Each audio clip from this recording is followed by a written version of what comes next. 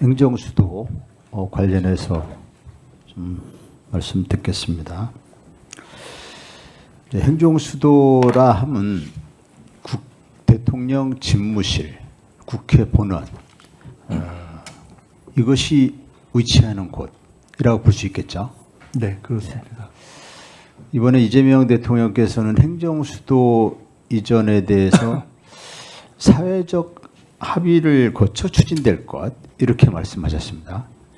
후보자님이 생각하는 사회적 합의, 무엇이 사회적 합의입니까?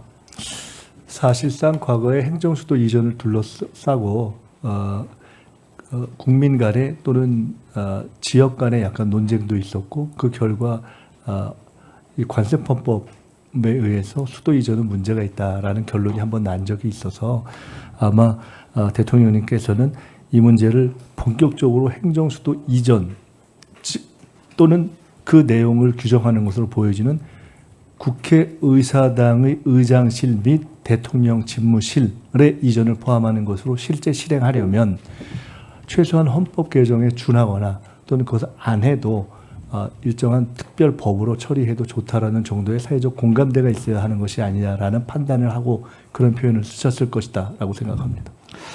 헌법 개정, 지금 말씀이 헌법 개정 또는 특별법 이렇게 말씀하셨는데 헌법 개정이 전제되어야 합니까? 아니면 특별법, 행정수도 특별법으로 입법 사항으로 가능합니까?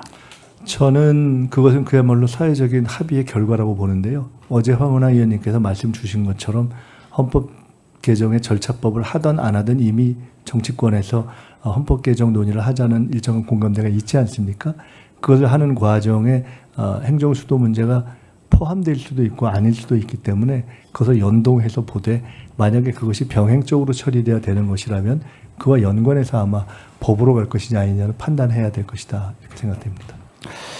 참고로 이제 관습 헌법 위반이다 이렇게 헌재에서 그런 결정을 한 것은 한 20여 년 전쯤 됩니다. 네. 어저께 문형배 전 헌재소장 권한대행께서 그 방송에서 이런 말씀을 하셨더라고요.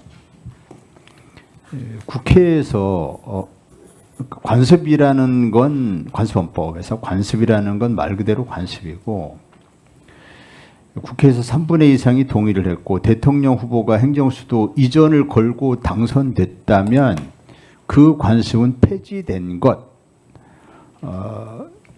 그러니까 지금 이재명 후보께서 사회적 합의라고 하는 그러한 전제를 달긴 했지만 사회적 합의를 거쳐서 행정수도 이전을 추진할 것 이걸 공약으로 걸고 당선되신 거지 않습니까? 네. 그렇다면 20년 전의 관습헌법과 지금의 관습헌법은 다른 것이다. 그 관습은 폐지된 것이다. 이런 취지의 말씀을 하셨어요. 물론 개인 의견이죠. 지금 전 헌재소장 권한대행이시고 방송에 나가서 개인 의견 말씀하신 건데, 즉 지금 이제 누군가가 그 당시도 노무현 정부 당시에 신행정수도 특별법 이런 법에 대해서 헌재에 이제 우현이라는 헌법 소원을 냈었고 헌법재판소에서 우연이라는 결정을 했던 것인데 이제 국회에서 행정수도 특별법을 만들었을 때 누군가가 또 헌재에 위헌이다라는 헌법소원을 낼 수 있겠죠. 그러면 지금의 헌법재판소의 결정은 20년 전의 헌법적 결정과 다를 것이다라고 이렇게 말씀하신 걸로 저는 보입니다. 네. 이에 대해서는 어떻게 생각하십니까? 관습헌법을 논했던 당시의 헌재와 지금 이제 20년이 지났고 세상도 변했고 그렇기 때문에 만약에 그러한 시대상의 변화를 한편 말씀하신 것으로 보고요.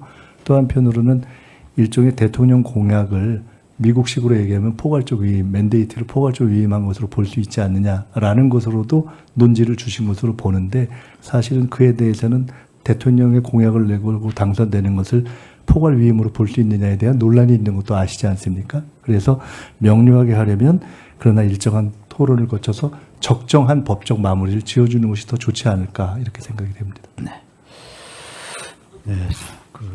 참고로 이제 저는 조국혁신당은 당 당론으로 행정소득별법을 이미 발의를 했습니다. 그래서 아마 민주당도 행정소득별법을 발의하는 것을 준비 중인 것으로 알고 있습니다. 이 법이 국회를 통과하게 된다면 그러면 이 법이 통과한 이후에 물론 여야 합의로 통과되는 것이 바람직한데 뭐 합의가 안 돼도 이제 통과는 가능한 건데 통과되고 나면 그 이후에는 정부가 이 특별법에 따라서 그 이전 행정수도 이전, 즉 국회 본원과 대통령 집무실의 이전을 추진하게 됩니까? 전제를 해서 말씀하셨기 때문에 제가 현 시점에서 제 입장을 말씀드리기보다는 과거에 실제로 존재했었던 제 입장을 하나 말씀드리겠습니다.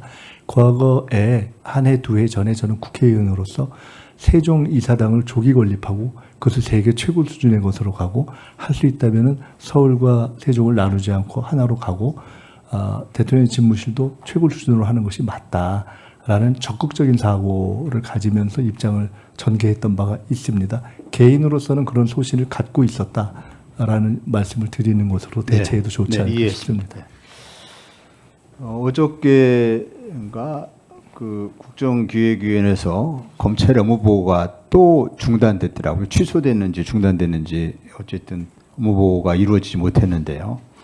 검찰이 여전히 수사기소 분리라고 한 대통령 공약에 대해서 구체적인 이행 계획을 보고서에 담지 않아서 그래서 아마 취소 또는 연기된 것으로 이렇게 이해하고 있습니다. 저는 후보자님께서는 아직은 조직적인 저항으로 읽히지는 않고 있다 이렇게 말씀하셨는데 최근에 검사 중에 뭐 고검장급 검사가 수사기소 분리 공약에 대해서 비판하는 그런 기고문을 내고 해서 이 반발이 뭐 조직적으로 읽히지는 않다. 이 반발이 있는 것은 어제 후보자님께서도 그게 자신 권한을 약화시키려는데 그게 기꺼운 사람이 누가 있겠냐 이해를 하는데요. 그래서 인력과 예산을 그대로 두면서 수사기소 분리에 계획을 내라 이러면은 내기가 참 어려울 것 같습니다. 그 수사 인력을 그럼 어떻게 할 것이며 또 수사 예산이 그냥 있는데 그럼 어떻게 할 것이냐. 그래서 인력과 예산을 정부가 조정해주는 결정 권한이 있는 인력 결정 권한, 예산 권한이 있는 예산 물론 편성권이지만 이 권한이 있는 정부가 이걸 먼저 좀 조정을 해주어야 그래야 검찰이 또는 그러기 위해서 정부가 의지를 보여줘야 검찰이 이건 이제 불가피해졌구나 받아들이는데 좀 도움이 되지 않을까 이렇게 생각해서 어제 말씀드린 것처럼 인력과 예산 조정은 정부의 권한이니까 이 부분에 대해서 좀 선제적인 조치를 다시 한번 부탁드립니다. 네, 검찰 개혁에 대해서는 국민들의 어떤 의사의 방향은 나와 있는 것이고 어떻게 어떤 방향과 속도와 시점 등등을 포함해서 종합적으로 하는 것이 좋을까에 대해서는 더 많은 지혜가 필요하고 대통령께서도 현명하게 이것을 풀어가실 것이라고 믿고 있습니다. 네.